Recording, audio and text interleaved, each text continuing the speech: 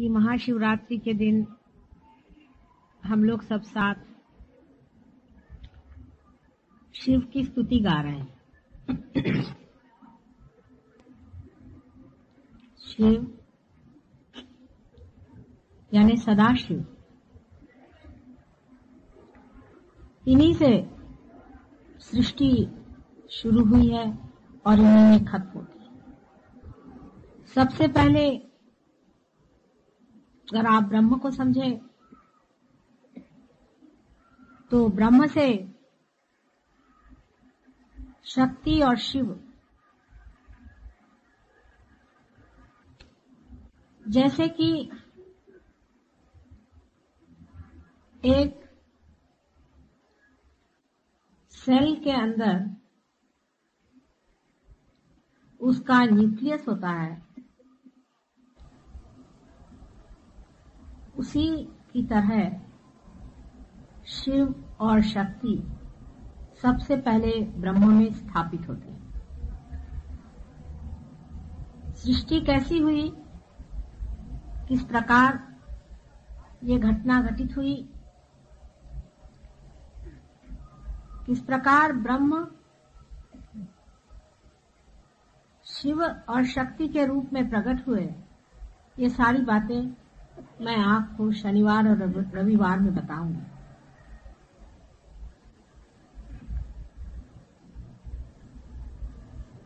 लेकिन शिव से निकलती हुई शक्ति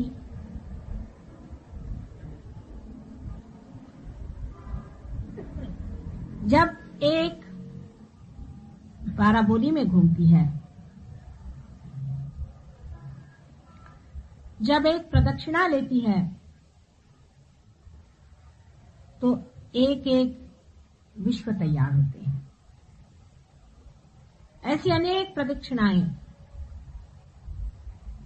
शक्ति की होती रही। इसके बारे में भी मैं आपको बाद में बताऊंगा। अनेक विश्व तैयार होते रहे, अनेक भुवन तैयार होते रहे और मिटते भी रहे।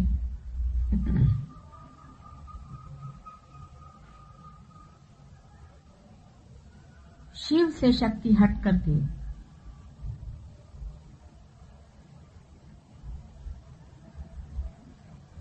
विश्व बनाती है। शिव सिर्फ साक्षी स्वरूप रहते हैं। वे खेल देखते रहते हैं शक्ति का। शक्ति का अगर खेल उनकी समझ में ना आए तो वो जब चाहें तब अपनी शक्ति अपने अंदर खींच ले सकते हैं। सारा ही खेल बंद हो जाता है। वे ही दृष्टा है, वही देखने वाले हैं, वही इस खेल के आनंद को उठाने वाले। उन्हीं के कारण सारा खेल है। इसलिए अगर वो न रहे तो सारा खेल खत्म हो जाता है।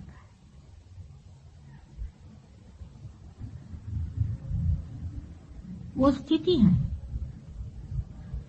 उन्हीं के कारण एग्जिस्टेंस होता है। मनुष्य के हृदय के कारण ही वो जीवित माना जाता है। जिस वक्त उसका हृदय बंद हो जाता है तो उसे मृत माना जाता है।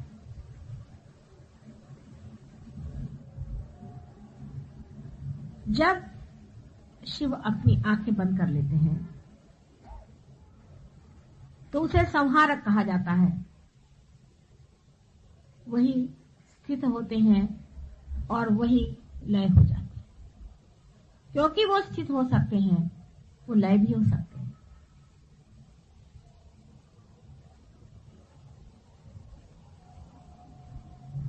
इस कुंडलिनी शास्त्र में शिव का स्थान आपसे मैंने बताया था हृदय में, मनुष्य के अंदर एक दीप ज्योति की तरह हर समय जलते रहता है, जिसके कारण हमारे अंदर सत असत विवेक बुद्धि जागृत रहती है, जो हमें मना करती रहती है कि ये नहीं करो, ये गलत है, ये अधर्म है, ये बुरी बात है।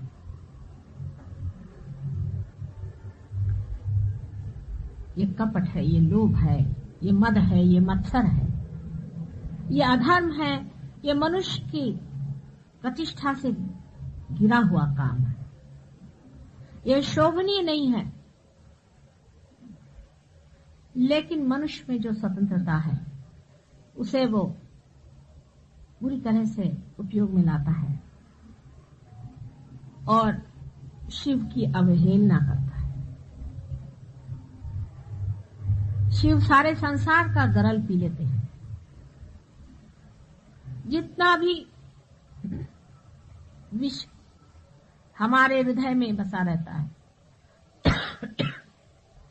दूसरों के प्रति घृणा, हिंसा आदि अत्यंत बुरे विचारों से जो हमारा हृदय विषैल हो जाता है, उसको शिव हमारे अंदर जब जागृत होते हैं तो उसे पी लेते हैं।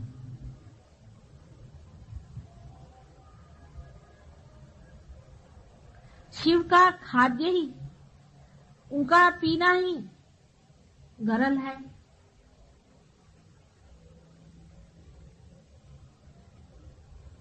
जो कुछ भी नशेली चीजें हैं, मद्य आदि, जो चेतना के विरोध में नुकसान पहुंचाती हैं, उन्हें शिव प्राशन कर लेते हैं। संसार का जितना भी इस प्रकार का विष है, उसे वो ग्रहण कर लेते हैं अपने अंदर। इसीलिए उनको महाशिवरात्रि के दिन हम लोग प्रतीक रूप में भंग आदि नशेली चीजें अर्पित करते हैं। इसका अर्थ मनुष्य ये लगा लेता है कि अगर शिव भंग पीते तो हम भी पिए, अगर शिव शराब पीते हैं तो हम भी शराब पिएंगे। आप क्या शिव जी?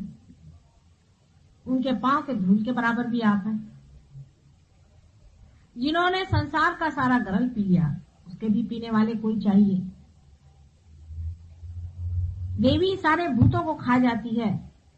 रक्त बीज का जो रक्त संसार में गिरता था, उसके एक एक बूंद को देवी चाट गई। क्या आप लोग इसे चाट सकते हैं?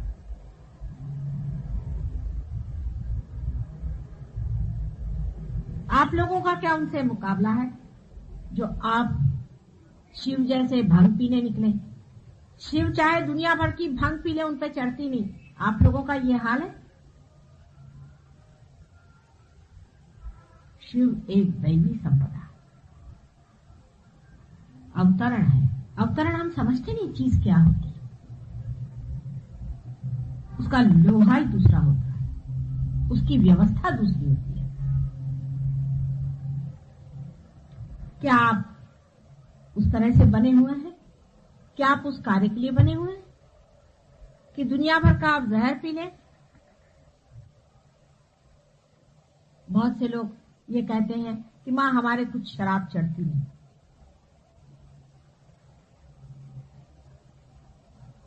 इससे बढ़कर और कोई भी झूठ नहीं हो सकता।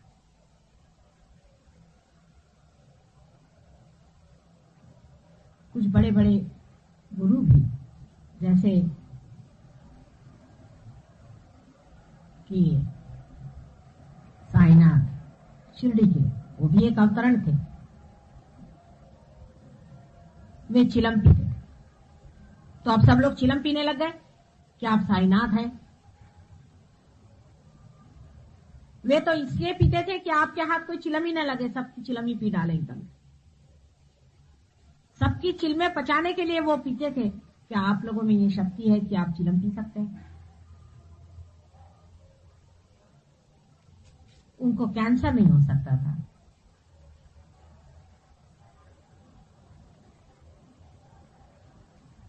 शिव के भक्त जो हैं, उन्हें शराब छूना भी नहीं चाहिए, उसके पास भी नहीं जाना चाहिए, उससे दूर भागना चाहिए। बजाय इसके जितने भी तांत्रिक हैं, वो 5 मकार लेके बैठे हुए हैं। वो क्या करते हैं? अपने को शाक्त कहलाते हैं, शक्ति के पुजारी कहलाते हैं, शिव के पुजारी कहलाते हैं। और इस कदर व्यभिचार, शिव और व्यभिचार जो संपूर्ण ब्रह्म स्वरूप है, उसका नाम लेकर इतना महापाप करना, अपनी दुर्गति की पूर्ण व्यवस्था कर लेना। एक मां के नाते मैं आपसे बताती हूं कि इस तरह की गलत फहमी में कभी मत रहना। तंत्र का तरीका जो है बिल्कुल शैतानी तरीका है। आज महाशिवरात्रि के रोज मैं चाहती हूं कि आप उसके बारे में थोड़ा सा जरूर बताऊंगा। तंत्र की व्यवस्था ये होती है कि जो चीज परमेश्वर को पसंद नहीं है, जो चीज देवी को पसंद नहीं है, वही करो। देवी के सामने ही गलत गलत काम करना शुरू करो। व्यभिचार, सब तरह की विद्रूप बातें, जिससे देवी देख करके घृणा से वहां से हट जाए। शुरू में तो देवी उन पे उत्पात करती है, कूदते हैं, नाचते हैं, चिल्लाते हैं, चीखते हैं, गर्मियां होती हैं, फोड़ी निकलती है बदन पे। इसको कुंडलिनी जागृति भी बहुत से लोग कहते हैं। मेरे पास ऐसे बहुत से लोग आए ट्रीटमेंट के लिए, जो कहते हैं कि हमारे अंदर ऐसे लग रहा है जैसे हजारों बरैया काट रही, हमारी कुंडलिनी जागृत। और भी ऐसे आते हैं जो बताते हैं कि यहां से लेकर के यहां तक सब हमारे अंदर बड़े बड़े फफूंदे आ गए। यहाँ पूसा इंस्टीट्यूट में एक डॉक्टर साहब है, उनका नाम मैं भूल गई, डॉक्टर पाल। वो मेरे पास आए थे, वो बता रहे थे कि उनकी कुंडलिनी किसी ने जागृत की और उनके बदन में हजारों बिच्छू को काट लिया और बेचारे कूदते हुए खड़े रहे, माँ मेरे पास, मुझे बचाओ, मुझे बचाओ। मैं उनकी कुंडलिनी उतारे थे, मैंने कहा आती बेटे जरा सबको देखो। 1 मिनट के अंदर उनकी कुंडलिनी मैंने शांत कर दी। कुंडलिनी नहीं, श्री गणेश जो कि शिव जी के पुत्र हैं, जो शक्ति के पुत्र हैं, उनका गुस्सा था। मैंने जब उनसे पूछा तो मैं समझ, जिस इंसान ने उनकी कुंडलिनी जागृत की थी उसका वो नाम उन्होंने मुझे बताया। वो किसी को बताते भी नहीं है, डर के मारे, घबराहट के मारे। कुंडलिनी के नाम से वो घबराते हैं बेचारे। ये उनकी हालत कर दी और उनसे कहा कि तुम्हारी कुंडलिनी जागृत हो गई सारे बदन में। ऐसा समझ लीजिए कि जैसे सब हाथ पैर जल गए, ब्लिस्टर सारे बदन। 1 मिनट के अंदर कुंडलिनी शांत हो गई। सो कैसे? सिर्फ गणेश, श्री गणेश, क्योंकि वे मुझे जानते।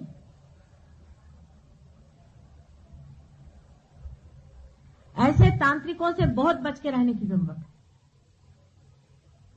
देवियों के सामने जाकर के, खजुराहो में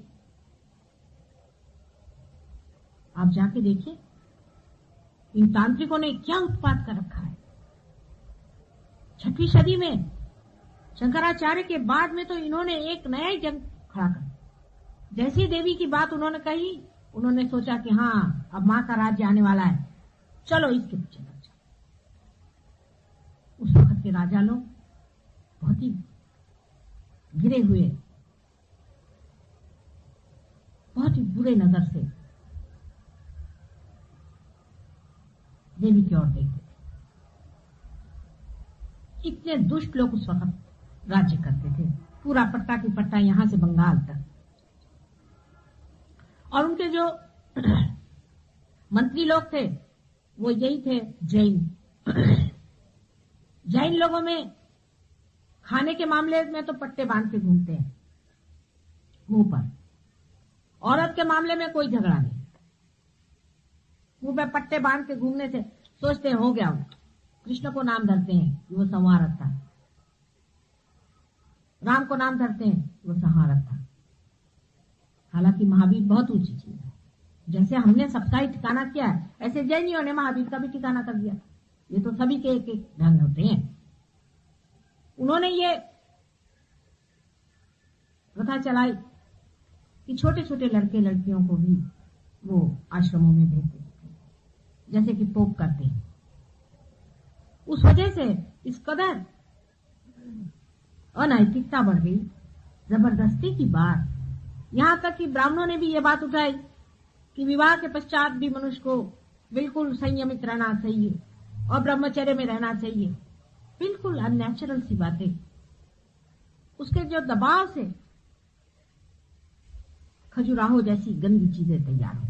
हालांकि खजुराहो में मैं जरूर कहूंगी कि कलाकारों ने भी कमाल कर दिया। जहां जहां उन्होंने मूर्तियां बनाई, वहां देवी देवताओं की मूर्तियां काफी बड़ी बड़ी बनाई, मोटी मोटी, क्योंकि होते ही देवी देवता मोटे ही होते हैं, क्योंकि उनको पानी की बहुत जरूरत है। जितने चक्र चलते रहते हैं तो पानी तो ऊपर से चाहिए, नहीं तो चलेगा कैसे। और बाकी ये छोटी छोटी लंबी लंबी पतली पतली कहीं कहीं उन्होंने लगा दी राजा को खुश करने के लिए। लेकिन वो कोणार्क का जो वो था, तांत्रिक था, वो उसका क्या कहे। अब वहीं पर आप देखिए पास ही में ऐसे भी मंदिर हैं जहां पर ये वाम मार्गी जा करके और देवी को असंतोष में डालते हैं, मदिरा पीते हैं, शराब पीते हैं और व्यभिचार करते हैं। और जब वहां से देवी का चित्त हट जाता है, यहां तक हमारा फोटोग्राफ से आपको बताते हैं, आपसे अभी तो आपको वाइब्रेशंस आएंगे अगर आप देखें तो। लेकिन अगर इसके सामने व्यभिचार होना शुरू होगा तो इसमें से फोटोग्राफ में से हम गायब, आपको कोई वाइब्रेशन नहीं आने वाला।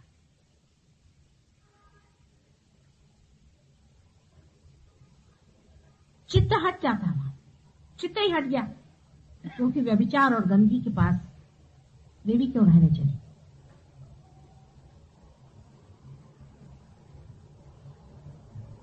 वैसी जगह शिव जी बैठते हैं काफी देर तक, और तड़ाके भी बहुत देते हैं वहां पर। भैरव नाथ भी वहां जमे थे, उनके तड़ाके के बगैर लोग ठीक नहीं होते। पहले खूब तड़ाके खाते, बड़ी हालत खराब होती है उनकी, पर तो भी बेशरम जैसे लगे ही रहते। वो इसे तपस्या कहते हैं। बीमार पड़ते हैं, आफतें होती हैं, उल्टियां होती हैं, खून गिरता है, सब होता है, बदन में आग हो जाती है, पर तो भी जमे रहते हैं।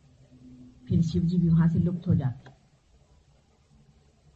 फिर अपना वहां अड्डा जमाया, चरस भांग घोल करके, और गजेड़ियों की वहां महफिल बैठती है, रात में व्यभिचार होते हैं, और उसके बाद सब स्पिरिट्स बुलाए जाते हैं, और उन स्पिरिट्स को हाथ में लेकर के फिर उसी से सब ये जो धंधे जो मैंने कल आपको बताए थे वो किए जाते।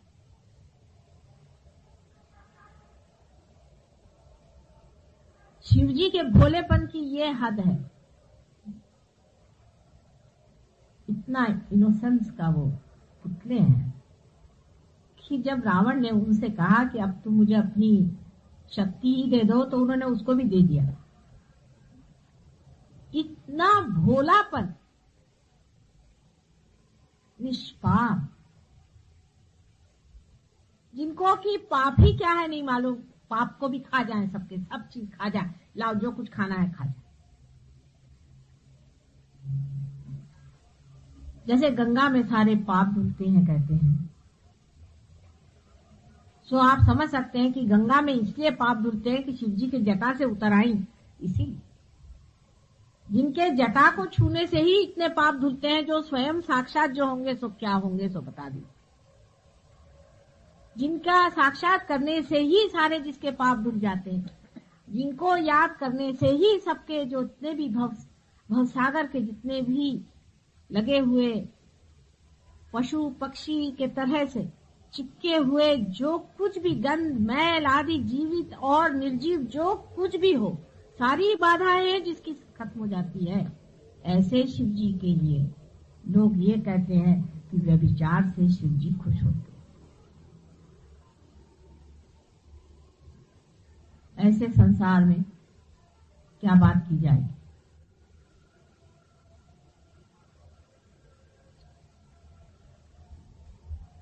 ये तांत्रिक शिव जी के दुश्मन नर्क में मरेंगे कीड़े के मौत से, हजारों वर्षों तक ये नर्क में रहेंगे, इसमें कोई शंका नहीं। लेकिन जो लोग इनकी बातों में फंसते हैं और इनके चक्करों में घूमते हैं, भूत प्रेत आदि को इस्तेमाल करते हैं, दूसरों का नाश करते हैं, वे भी उनके पीछे ही जाने वाले हैं। शिव जी के इस महापर्व के दिन सहज योगी जितने भी हैं उनको निश्चय कर लेना कि हमारा हृदय अत्यंत स्वच्छ हो, उसमें सारल्य, सज्जनता, हम अपने को देखें और शर्माएं कि क्या हम इतने दुर्जन हैं जो इस तरह की बातें हम सोचते हैं। अपने हृदय को देखें और पूछें कि क्या हम इतने कपटी और गिरे हुए लोग हैं कि हम इस तरह की बातें सोचते हैं। शिव जी को जागरूक रखने के लिए मनुष्य को अत्यंत सरल हृदय होना है। शिव जी भोले थे, ऐसे आदमी बड़े भोले होते हैं, और लोग कहते हैं कि ऐसे लोग ठगे जाते हैं। सारी दुनिया ने भी ठग लिया तो कुछ नहीं गया, आपके ठगने पे सभी चला जाता है, आप किसी को मत ठगिए। इसमें कोई बड़ी भारी बहादुरी नहीं है कि आप बेवकूफी करें। आपने अगर किसी को एक मर्तबा ठगा, उसकी माफी नहीं हो सकती। आपको कोई 1000 बार ठग ले, आपका कुछ नहीं। जो आदमी भोला होता है उसको कोई ठग ही नहीं सकता। ये तो मन के भाव हैं कि इसने इसको ठग लिया, उसने उसको ठग लिया। आप ठग करके क्या इकट्ठा करते? धन, ठगा हुआ धन, दूसरे को ठगा हुआ धन कितना नुकसानदेह होता आपको पता नहीं। अभी राहुली में एक सज्जन मेरे पास आए और मुझसे कहने लगे कि हमारे पुरखों का कुछ पैसा जमीन में गड़ा हुआ है मां, और हमें मालूम है वो गड़ा हुआ। 3 पुश्त पहले किसी ने वो निकालने की कोशिश की, उसी दिन उस घर में 3 मृत्यु हो गई। उसके बाद दूसरे पुष्ट ने शुरू किया, उस वक्त भी फिर 3 मृत्यु हो गई। फिर चौथी मर्तबा ऐसा हो गया। अब हम हैं, अब हम क्या करें? मैंने कहा भूल जाओ धर्म, बिल्कुल भूल जाओ, उसको खत्म होने दो, उसको छूने की जरूरत नहीं। किसी को मार के, किसी के बाल बच्चे भूखे रख के, किसी की आत्मा को तड़पा के आप ये पैसा लेकर के आए हैं। उनकी आत्माएं जो तड़पती हैं वो बहुत बड़ी प्रचंड शक्ति है, आपके बच्चों के बच्चों के बच्चों तक खा जाए।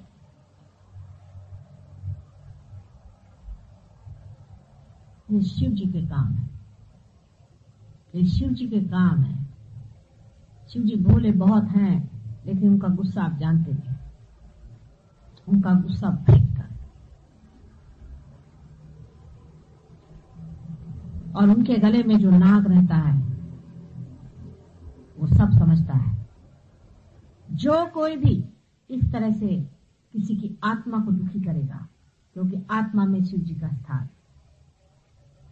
उस आदमी का पुष्टन पुष्ट हाल्य है। मैं झूठ नहीं बोल रही, आप कह रहे हो माता जी ऐसे ही बातें करते। अभी हैदराबाद में एक सज्जन के घर वो मुझे कहना चलिया, बहुत रईस आदमी है, बहुत ये बहुत वो। मैं कहा भाई रईस फईस वगैरह चूल्हे में मुझे कोई मतलब नहीं, मैं अपने गरीब हूँ, मैं गरीबी में ठीक हूँ। बहुत पीछे पड़े, चलिए माता जी, उन्होंने बड़ा बुलाया बड़ा बुलाया। मैंने कहा अच्छा भाई रास्ते में पड़ेगा तो चले। जैसे मैंने उनके घर में कदम रखा तो एक पैर पीछे। कहले क्या बात? मैंने कहा इस घर पे सांप है बहुत बड़ा। कहले आपको कैसे मालूम? मैंने कहा है या नहीं, सच सच बोलो, तो मैं अंदर नहीं आने वाली, सच बोलो। कहले हाँ है। उस घर के 2 जवान बच्चे हमेशा ऐसे ही कुर्सी पे बैठे हुए हैं, दोनों पैर हाथ, खाते भी ऐसे, सोते भी ऐसे। मेरे से कहने लगा कि माता जी इनको ठीक करिए। मैंने कहा देखिए मुझे क्षमा करो, मैं जा रही। वैसे ही मैं बाहर निकल आई। मैंने कहा अभी तुम वही काम कर रहे हो जो तुम्हारे पुरखों ने किया है। कहले हमारे खानदान में हमेशा 2 बच्चे ऐसे ही होते आए, तो भी आपकी नहीं बात छूटी। और इस पुष्ट में तो यही 2 बच्चे हैं, तीसरा है ही नहीं, तो इस खानदान का क्या होगा। मैंने कहा आप खानदान ले बैठो, पैसा लेके बैठो और उसको चाटो आप और खाओ और इनके चिपकाओ चारों तरफ, और उतना भी नहीं होगा तो प्रोसेशन निकालो। किसी की आत्मा को दुख देना, विशेषकर किसी गरीब को दुख देना, उसकी आत्मा से आह लेना, आपको पता होना चाहिए शिव जी का राज सब दूर चल रहा है। आपको दिखने में लगता है कि आपने कुड़की ले आए, उसके घर का सारा सामान लूट के आप चले आए। घर में बहू आई है, उसको सता रही है सास, उसको बड़ा मजा आ रहा है सताने को, छल रही है। मेरे को इतना मेरे सास ने छला तो मैं भी इसको छलू। उसकी आहें मत लो, किसी गरीब की आहें मत लो, किसी के हृदय की आह मत लो, कभी भी मत लेना। शिव जी वहां बसते हैं, जान लो। और जितना आदमी भोला होगा उतना ही वहां शिव जी का राज्य ज्यादा होगा। किसी भोले आदमी का कभी फायदा मत उठाना। भोले आदमी के सामने हमेशा नत मत करो, क्योंकि शिव जी वहां जाग रहे हैं, तभी वो भोला है। आदमी तभी भोला होता है जब उसके अंदर शिव जी जागते।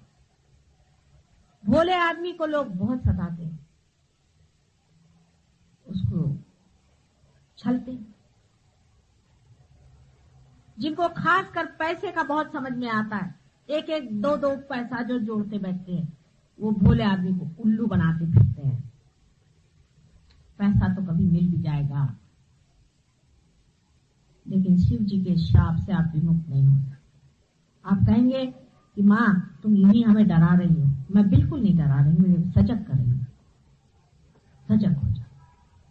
शिव जी के कार्य जो है बहुत गहन और बड़े ही दिनों तक चलने वाले, क्योंकि अंत तक शिव जी ही है। सब लय जब होगा तब भी शिव जी है, और जब उत्पत्ति होगी तब भी शिव जी है, और बीच में बाद में मैं आपको जब बताऊंगी तो सब बता दूंगी विष्णु जी कब आते हैं और कब। आज महाशिवरात्रि के दिन सबको यही निश्चय करना है कि हम किसी भी प्रकार किसी की भी आह नहीं लेंगे, किसी के साथ हम जाति नहीं करेंगे, किसी भी चीज की। कोई गरीब है, कोई मजबूर है, कोई हमारे नीचे है, कोई हमारा आश्रित है, जो भी ऐसा है वहां शिव जी का राज्य है। उनसे सज्जनता। नौकर है घर के अंदर, उसको खाने के लिए नहीं देंगे, उसको भूखों मारेंगे, उसका पैसा मार लेंगे। 2-2 पैसे लोग अपने नौकरों को मारते हैं, समझते नहीं उसके अंदर शिव जी बसे हुए हैं। और शिव जी का कोप आप पे आएगा। मैं आपसे सच सच बता रही हूं, इसमें से एक अक्षर, एक बूंद भी झूठा नहीं है। आप चाहे तो वाइब्रेशन से देख लें, जितने सहयोगी हैं कि कितने जोर से वाइब्रेशन से करता है। अगर मैं एक भी अक्षर झूठ बोल रही हूं तो आपके वाइब्रेशन से हो जाए।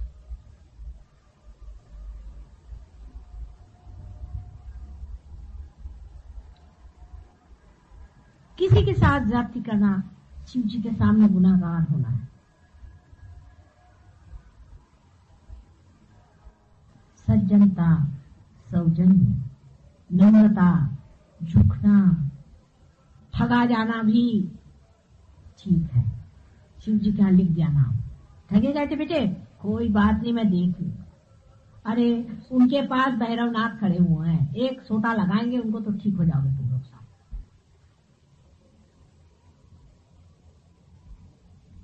अभी भैरवनाथ के चक्कर को आप लोग समझे नहीं। वो तो एक पैसा नहीं मारते, चारों तरफ चलता है उनका सोटा, और वो इस तरह से मारते हैं कि पुष्टन पुष्ट चलता रहेगा। पुष्टन पुष्ट।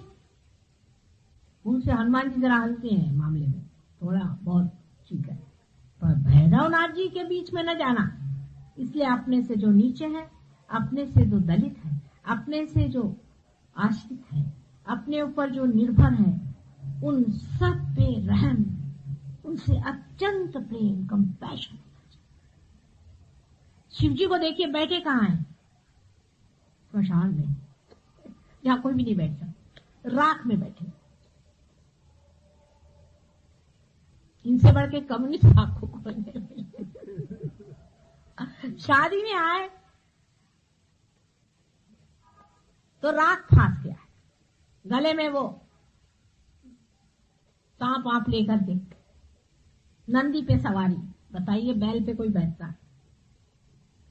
भभूत लगा करके, अजीब सी शक्ल बना के, बाल बाल सब दूर से, जटाजूट, कपड़े भी खास नहीं पहने हुए, एक शेर का वो व्याघ्र चर्म पहन लिया, और उनके साथ एक से एक भूत चले आ रहे हैं। उनकी जो औरतें चली आ रही, उनके किसी के एक आंख है, किसी के 2 नाक है, किसी के 4 सींग है। जितने भी विद्रूप, विक्षिप्त, ताड़ित लोग हैं, जिनको कि हम नीची निगाह से देखते हैं। किसी के शारीरिक दोष होता है, उसके ऊपर हंसी करते हैं, मजाक करते हैं। कोई अगर बहरा है, उसका मजाक हो रहा है। परमात्मा का शुक्र करो जो तुम्हारे दोनों कान ठीक है। परमात्मा का शुक्र करो जो तुम्हारी दोनों आंखें ठीक है। कभी अंधे के हाथ तुमने पकड़े नहीं, उसको उल्टा धक्के देने में मजा लेते हो।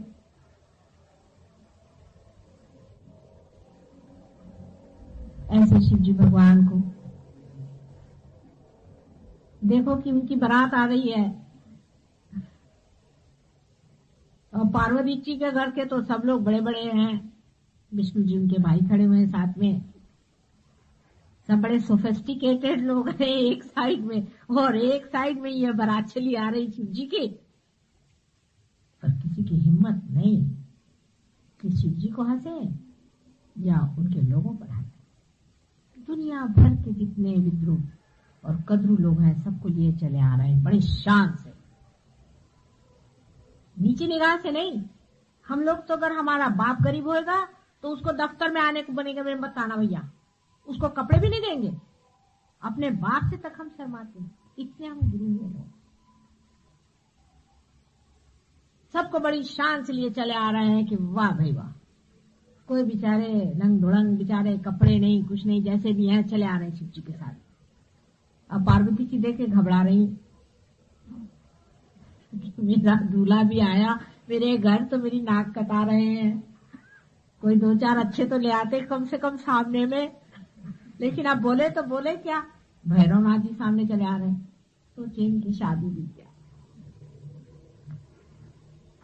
लेकिन पार्वती जी के मन तो वही भाए हुए हैं, उनको तो कोई और पसंद नहीं। जैसे भी हैं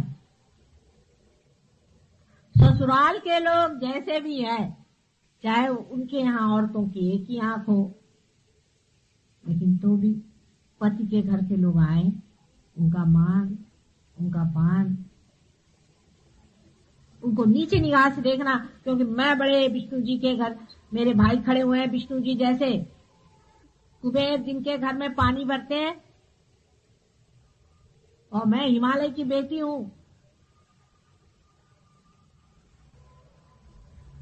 ऐसे ही पार्वती जी का विचार करके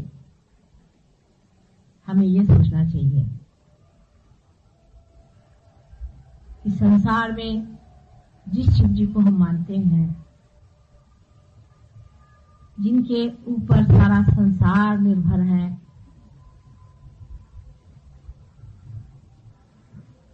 जो एक क्षण में ही हम सबको खत्म कर सकते हैं। जब संहार होगा तो 11 रुद्र के रूप से वे निकल करके सबको संहार कर, और जो भी संयत भाव से ये सारा खेल देख रहे हैं, जिनके लिए संसार की सारी कुछ सृष्टि आदि कुछ भी नहीं, और जो साक्षी मात्र सब मजाक देख रहे हैं दुनिया का, और जो हर एक भोले इंसान के हृदय में जागृत है, जिनका स्थान ही ऐसे जगह है जहां कोई भी नहीं जा सकता, बीहड़ से बीहड़, फूहड़ से फूहड़, गरीबी जिसको कहते उसमें है। उनका कोई श्रृंगार नहीं, उनका कोई भी बाहरी वैभव नहीं है, किंतु उनके सिवा किसी के पास कुछ भी नहीं शोभा देता।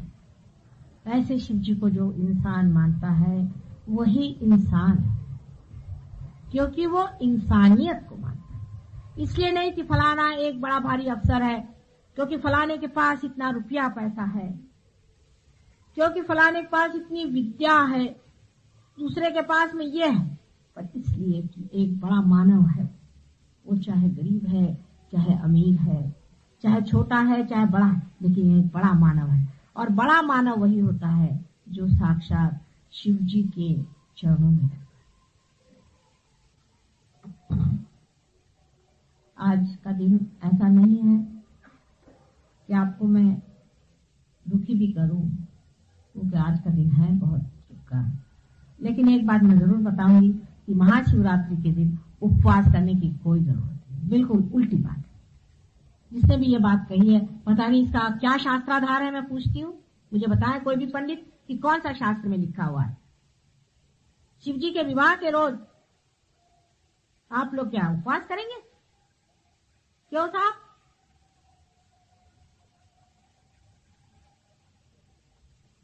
इसका कोई शास्त्राधार मुझे बताइए, मैं जानना चाहती हूँ। शास्त्र भी काफी गड़बड़ चड़बड़ कर दिए, लेकिन तो भी मैं जानना चाहती हूँ इसका क्या शास्त्राधार है कि गलत जगह पे आज तो खुशियां मनाओ, मौज मनाओ। आज खुशियां मनाने का दिन है। कितने लोग उपास करके आए? हाथ ऊपर करें जिन्होंने उपास किया। आप लोग पार नहीं हो सकते, आज कोशिश कर लें। और आप जो पार हैं आप भी बच जाएंगे, आज नहीं आने वाले वाइब्रेशन। देख लो, कोशिश कर, कोशिश करके देख लो, आ रहे वाइब्रेशन? कुछ नहीं आ रहे, हल्के हो गए। झूठ नहीं बोलो तुम। तुमने तो नहीं किया उपास आज, इसीलिए तो आज मैं खुश हूँ तुमसे। तुमने नहीं किया, अच्छी बात। राजा बेटे हो तुम। आज के दिन उपास नहीं करने का। आज खूब खाओ पियो, घर जाके लड्डू खाना, खा पी के नहीं, मतलब फलाहार क्यों करना? आज तो खूब खाना है। उनका खाना है बादाम पिस्ता, खाओ खूब। खाते हैं चना खाओ। देवी जी चना खाती है, आप लोग भी चना खाओ। फल फूल कौन खाता है? उल्टी उल्टी बातें सब करते हैं। आपको शारीरिक शास्त्र से देखना चाहिए कि शिव जी अगर स्थिति है, हमारे एग्जिस्टेंस है, तो एग्जिस्टेंस के लिए क्या चीज जरूरी है, क्या चीज खानी चाहिए बताइए। आप लोग जानते हैं कार्बोहाइड्रेट्स, उसके बगैर हमारे अंदर शक्ति नहीं आ सकती। आज के दिन सबको कार्बोहाइड्रेट्स खाना चाहिए, हर तरह के, या प्रोटीन्स खाना चाहिए। जितने भी आप प्रोटीन्स खाएं अच्छे हैं, अधिक से अधिक आप प्रोटीन्स खाएं। चने में प्रोटीन्स है, चना सिर्फ प्रोटीन है। अगर आप चना खाएं तो आपने प्रोटीन खा लिया। आज हर तरह के आपको प्रोटीन खाना चाहिए, जो भी प्रोटीन हो वो आज शिव जी के लिए खाना चाहिए। हृदय के लिए कितनी अच्छी चीज है प्रोटीन। अगर आप कृष्ण प्रकृति के हैं तो आपको कार्बोहाइड्रेट्स भी खाना चाहिए, और सबसे बड़ी चीज है प्रोटीन खाना चाहिए। और आज के दिन आप फल फूल खाएंगे जो कि नहीं खाना चाहिए। इसका कोई कहीं शास्त्राधार तो मुझे समझ में नहीं आता, पर रूढ़ी चल गई तो चले सब। अभी जिसने चलाई वो ये तांत्रिक ही होंगे, कोई और तो कोई नहीं हो सकता। मुझे तो और कोई समझ में नहीं आता कि कोई भी जानबूझ करके ऐसा काम करे। एक सीधा हिसाब सोचना चाहिए कि जिस दिन किसी का जन्म हो या विवाह हो, उस दिन भूखे नहीं रहते लोग, उस दिन मौत करते हैं, खुश होते। कोई मरता है उस दिन भूखे रहना चाहिए। हम लोगों के यहाँ हिसाब ऐसा है, जिस दिन कोई मरे या नर्क के दरवाजे खुले उस दिन उपवास नहीं करना, उस दिन सवेरे उठ के खाना। तो आज सब लोग खुश खुश खाएं पिए। हाँ, नर्क चतुर्दशी के दिन उपवास करना चाहिए, तो उस दिन सवेरे नहा धो करके 4 बजे उठ करके पहले फराल करें। देखिए कितना उल्टा है। अब मैं ये बात कहूं तो आप मुझे कबीर जैसे तो कह नहीं सकते, लेकिन हाँ, आप कहेंगे कि माता जी तो सब उल्टी बातें बता, लेकिन जो बातें सीधी हैं उसे सीधी मानो और जो बातें उल्टी हैं उसे उल्टी मानना होगा, क्योंकि सत्य जो है वो सत्य ही है, उसको कोई बिगाड़ नहीं सकता, उसको कोई मिटा नहीं सकता, और सत्य है ही नहीं। आप अपने वाइब्रेशंस पे देखिए, मैं जो बात कह रही हूँ अगर झूठ हो तो आप लोगों के वाइब्रेशंस पे पता चलेगा। सब आपके कंप्यूटर खुद चलने लगे, बहुत से लोगों के चल रहे हैं, जिनके नहीं चल रहे हैं वो भी चलाएंगे। अभी इस बात पे जरूर वाइब्रेशंस आएंगे सबके, है।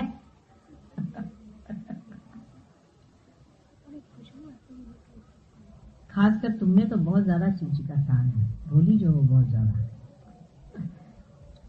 हाँ, तो अब कहिए तो थोड़ी देर ध्यान भी कर लें, क्योंकि ये कह रहे थे कि बहुत से लोग realisation, have your friends come for